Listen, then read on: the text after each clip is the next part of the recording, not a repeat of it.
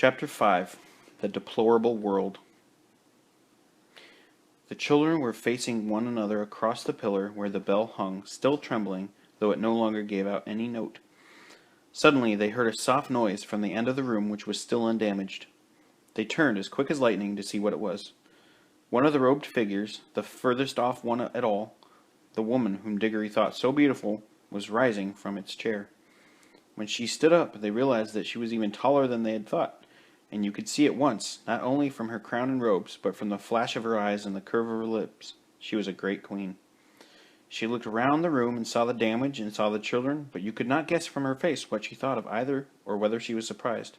She came forward with long, swift strides. "Who has awakened me? Who has broken the spell?" she asked. "I think it must have been me," said Diggory.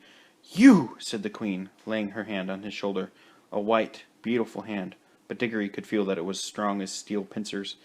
"You! But you are only a child, a common child.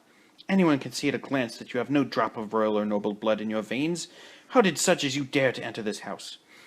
"We've come from another world, by magic," said Polly, who thought it was high time the queen took some notice of her as well as of Diggory. "Is this true?" said the queen, still looking at Diggory and not giving Polly even a glance. "Yes, it is," said he. The queen put her other hand under his chin and forced it up so that she could see his face better. Diggory tried to stare back, but he soon had to let his eyes drop. There was something about hers that overpowered him. After she had studied him well over a minute, she let go of his chin and said, "You are no magician. The mark of it is not on you. You must be only the servant of a magician. It's on another's magic that you've traveled here." "It was my Uncle Andrew," said Diggory. At that moment, not in the room itself, but from somewhere very close, there came first a rumbling, then a creaking, then a roar of falling masonry, and the floor shook. "There is great peril here," said the queen. "The whole palace is breaking up. If we are not out of here in a few minutes, we shall be buried under the ruin." She spoke as calmly as if she had been merely mentioning the time of day. "Come," she added, and held out a hand to each of the children. Polly, who was disliking the queen and feeling rather sulky, would not have let her hand be taken if she could have helped it. But though the queen spoke so calmly, her movements were as quick as thought. Before Polly knew what was happening, her left hand had been caught in a hand so much larger and stronger than her own that she could do nothing about it. "This is a terrible woman," thought Polly. "She's strong enough to break my arm with a twist, and now she's got my left hand. I can't get at my yellow ring. If I tried to stretch across and get my right hand into my pocket, I mustn't be able to reach it before she asked me what I was doing. Whatever happens, we must not let her know about the rings. I do hope Diggory has the sense to keep his mouth shut. I wish I could get a word with him alone." The queen led them out of the hall of images into a long corridor, and then through a whole maze of halls and stairs and courtyards. Again and again they heard parts of the great palace collapsing, sometimes quite close to them. Once a huge arch came thundering down only a moment after they had passed through it. The queen was walking quickly. The children had to trot to keep up with her, but she showed no sign of fear. Diggory thought, "She's wonderfully brave and strong. She's what I call a queen. I do hope she's going to tell us the story of this place." She did tell them certain things as they went along. "That's the door to the dungeons," she would say, or "that passage leads to the principal torture chambers," or "this was the old banqueting hall where my great-grandfather bade 700 nobles to a feast and killed them all before they had drunk their fill. They'd had rebellious thoughts." They came at last into a hall larger and loftier than any they had yet seen. From its size and from the great doors at the far end, Diggory thought that now at last they must be coming to the main entrance. In this he was quite right. The doors were dead black, either ebony or some black metal which is not found in our world. They were fastened with great bars, most of them too high to reach, and all too heavy to lift. He wondered how they would get out. The queen let go of his hand and raised her arm. She drew herself up to her full height and stood rigid. Then she said something which they could not understand, but it sounded horrid. It made an action as she was throwing something towards the doors. And those high and heavy doors trembled for a second as if they were made of silk, and then crumbled away till there was nothing left of them but a heap of dust on the threshold. "Whew!" whistled Diggory. "Has your master magician, your uncle, power like mine?" asked the queen, firmly seizing Diggory's hand again. "But I shall know later. In the meantime, remember what you have seen. This is what happens to things and people who stand in my way." Much more light than they had yet seen in that country was pouring in through the now empty doorway, and when the queen led them out through it, they were not surprised to find themselves in the open air.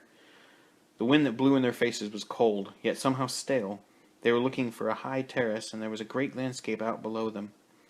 Low down and near the horizon hung a great red sun, far bigger than our sun. Diggory felt at once that it was also older than ours, a sun near the end of its life, weary of looking down upon that world. To the left of the sun, and higher up, there was a single star, big and bright. Those were the only two things to be seen in the dark sky, and they made a dismal group.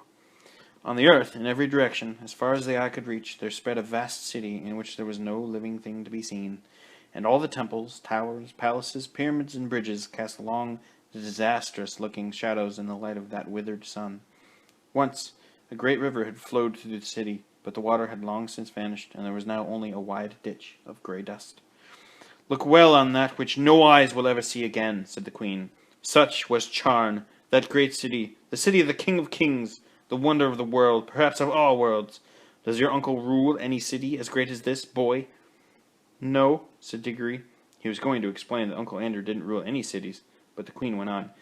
"It is silent now, but I have stood here when the whole air was full of noises of Charn, the trampling of feet, the creaking of wheels, the cracking of the whips, and the groaning of the slaves, the thunder of chariots, and the sacrificial drums beating in the temples. I have stood here, but that was near the end, when the roar of the battle went up from every street and the river of Charn ran red." She paused and added, "All in one moment, one woman blotted it out forever." "Who?" said Diggory in a faint voice, but he had already guessed the answer. "I," said the Queen. "I, Jadis, the last queen, but the queen of the world." The two children stood silent, shivering in the cold wind. "It was my sister's fault," said the Queen. "She drove me to it, made the curse of all the powers rest upon her forever. At any moment I was ready to make peace, yes, and to spare her life too if only she would yield me the throne. But she would not. Her pride has destroyed the whole world. Even after the war had begun, there was a solemn promise that neither side would use magic. But when she broke her promise, what could I do? Fool! As if she did not know that I had more magic than she. She even knew that I had the secret of the deplorable word. Did she think, she was always a weakling, that I would not use it?" "What was it?" said Diggory. "That was the secret of secrets," said the Queen Jadis. "It had long been known to the great kings of our race that there was a word which, if spoken with the proper ceremonies, would destroy all living things except the one who spoke it. But the ancient kings were weak and soft-hearted, and bound themselves and all who would come after them with great oaths, never even to seek after them the knowledge of that word. But I learned it in a secret place, and I paid a terrible price to learn it. I did not use it until she forced me to it. I fought to overcome her by every other means. I poured out the blood of my armies like water." "Beast," muttered Polly. "The last great battle," said the Queen, "raged for 3 days here in Charn itself. For 3 days I looked down upon it from this very spot.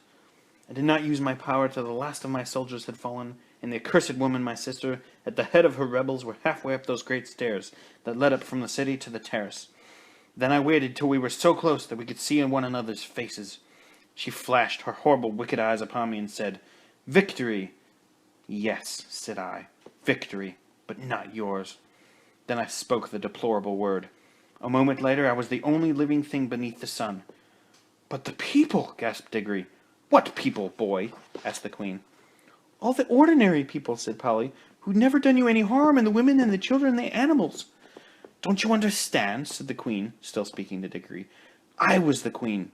They were all my people. What else were they there for but to do my will?" "It was rather hard luck on them all the same," said he. "Ugh, I'd forgotten that you were only a common boy. How should you understand reasons of state? You must learn, child, that what would be wrong for you or for any of the common people is not wrong in a great queen such as I. The weight of the world is on our shoulders. We must be freed from rules. Ours is a high and lonely destiny."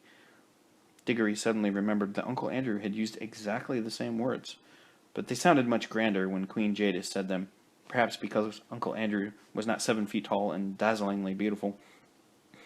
"And what did you do then?" said Diggory. "I had already cast strong spells on the hall where the images of my ancestors sit, and the force of those spells was that I should sleep among them like an image myself, and neither need food nor fire, though it were 1,000 years till one came and struck the bell and awoke me." "Was it the deplorable word that made the sun like that?" asked Diggory. "Like what?" said Jadis. "So big and so red and cold." "It has always been so," said Jadis, "at least for hundreds of thousands of years. Have you a different sort of sun in your world?" "Yes, it's smaller, and yellower, and it gives a good deal more heat. The Queen gave a long drawn "Ah!" and Diggory saw on her face that same hungry and greedy look which he had lately seen on Uncle Andrew's.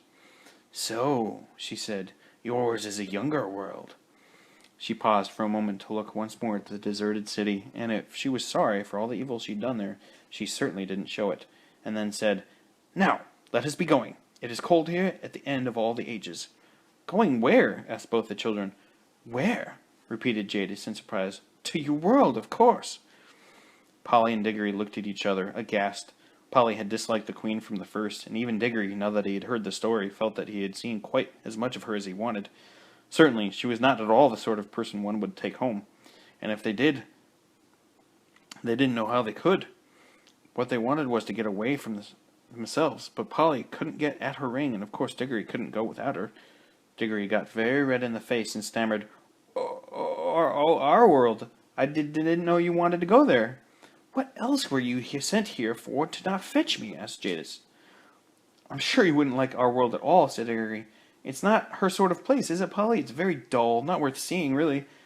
"It will soon be worth seeing when I rule it," answered the Queen. "Oh, but you can't," said Diggory. "It's not like that. They wouldn't let you, you know." The Queen gave a contemptuous smile. "Many great kings," she said, "thought they could stand against the House of Charn, but they all fell, and their very names are forgotten. Foolish boy, do you think that I, with my beauty and magic, will not have your whole world at my feet before a year has passed? Prepare your incantations, and take me there at once." "This is perfectly frightful," said Diggory to Polly. "Perhaps you fear for this uncle of yours, but if he honors me duly, he shall keep his life and his throne. I'm not coming to fight against him. He must be a very great magician, if he's found how to send you here. Is he king of your whole world, or only part?" "He isn't king of anywhere," said Diggory. "You're lying," said the Queen. "Does not magic always go with royal blood? Who ever heard of common people being magicians? I can see the truth, whether you speak it or not. Your uncle is the great king and the great enchanter of your world, and by his art he has seen the shadow of my face in some magic mirror or some enchanted pool, and for the love of my beauty he has made me a potent spell which shook your world to its foundations, and sent you across the vast gulf between world and world to ask my favor and to bring me to him. Answer me, is that not how it was?" "Well, not exactly," said Diggory. "Not exactly!" shouted Polly. "Why, it's absolute bosh from beginning to end." "Minions!" cried the Queen, turning in rage upon Polly and seizing her hair at the very top of her head where it hurt most. But in so doing she let go of both children's hands. "Now!" shouted Diggory. "And quick!" shouted Polly. They plunged their left hands into their pockets. They did not even need to put the rings on. The moment they touched them, the whole of that dreary world vanished from their eyes. They were rushing upward, and a warm green light was growing nearing overhead.